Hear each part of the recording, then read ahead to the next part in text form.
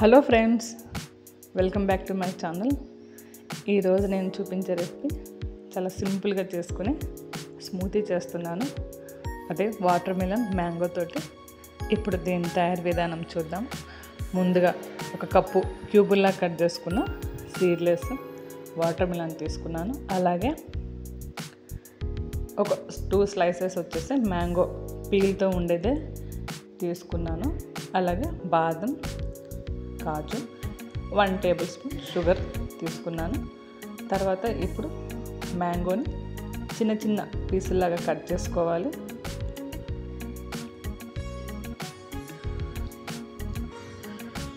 వీడియోలో చూపించిన విధంగానే కట్ చేసుకోండి. అవి మనకి ఆ స్మూతీ తినేటప్పుడు ఇవి చిన్న చిన్న పీసుల్లాగా తగులుతుంటే టేస్ట్ చాలా బాగుంటుంది. కానీ పీల్తోటే వేసుకొని తింటే చాలా బాగుంటుందండి. స్వీట్ మ్యాంగో అయితేనే.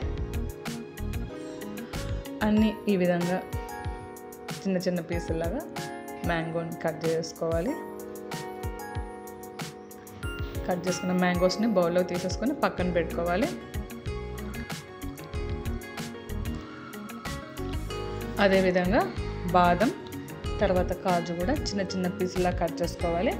నట్స్ ఏవైనా యూజ్ చేసుకోవచ్చు, వాల్నట్స్ కానీ, తర్వాత పంకిన్ సీడ్స్, ఏదైనా సీడ్స్ యూజ్ చేసుకోవచ్చు. నేను బాదం, కాజు తీసుకున్నాను.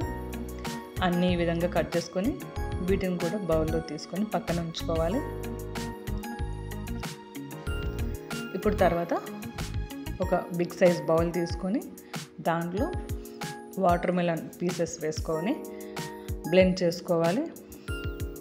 ఇదేంటంటే మనకి జ్యూస్లాగా కాకుండా కొంచెం పల్పులాగా ఉంటుంది. ఈ విధంగా చేసుకోవడం వలన మిక్సీలో వేసుకుంటే మనకేంటంటే మొత్తం జ్యూస్లా వస్తుంది. ఆ విధంగా కాకుండా ఈ విధంగా ట్రై చేయండి.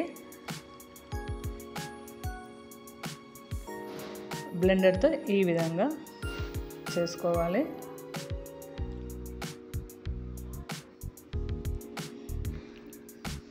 ఇప్పుడు కట్ చేసి పెట్టుకున్న మ్యాంగోస్ని కూడా పీసెస్ని 2 టేబుల్ స్పూన్స్ వేసుకోవాలి. ఎక్కువ వద్దు.